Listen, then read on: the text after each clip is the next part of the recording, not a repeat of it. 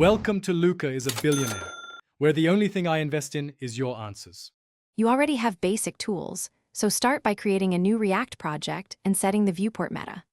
Once done, install styled components or a CSS framework and set up a global CSS reset.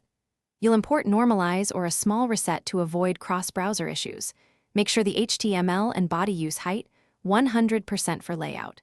Create a top-level layout component now and include the meta viewport tag in public/index HTML so mobile scaling behaves correctly.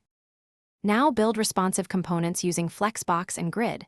You'll structure containers with min-max and auto-fit for fluid columns. Once those components exist, implement consistent breakpoints in a single file and use min-width queries for mobile-first scaling.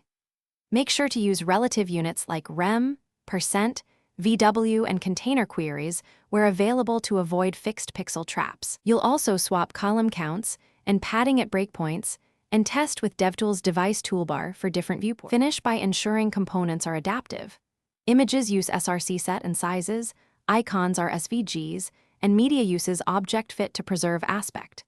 Once components are responsive, add area where needed and increase touch target sizes to at least 44px for fingers.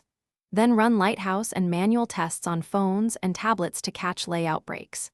If layouts fail, check conflicting CSS specificity and remove fixed widths. That single troubleshooting step fixes most responsiveness issues.